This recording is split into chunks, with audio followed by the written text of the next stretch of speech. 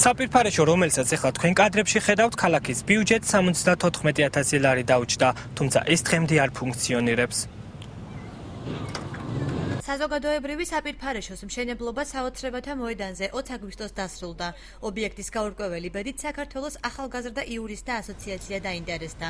იურისტი სულხან სალაძე ამბობს, რომ ორგანიზაციამ საზოგადოებრივი ობიექტის ნაკლოვანებები სპეციალურ ანგარიშში ასახა. მისი განცხადებით ორგანიზაციამ ასევე მერიისგან სამუშაოების ჩატარების აქტები და კონტრაქტორი კომპანიის შესახებ ინფორმაციის მიწოდება ითხოვა, თუმცა უწყებიდან დღემდე პასუხი არ მიუღიათ. ობიექტი, რომელიც ჩვენს მიერ იქნა შესწავლილი ანგარიში იყო ერთ-ერთი იმ ობიექტთაგანი, რომელზეც აქცენტი გავაკეთეთ.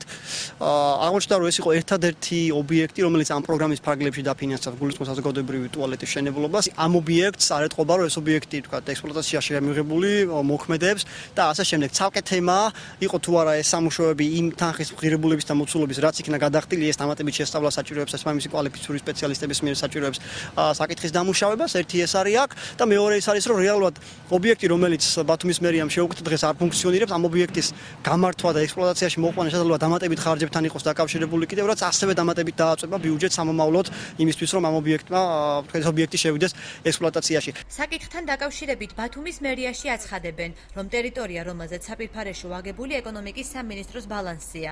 მერიის ეკონომიკური პოლიტიკის სამსახურის უფროსს ინფორმაცია მერიის ბიუჯეტიდან დახარჯული თანხის მიზნობრიობის შესახებ არ აქვს. გოგა ლომიძეს განცხადებით პრობლემა უახლოეს 10 დღეში მოგვარდება.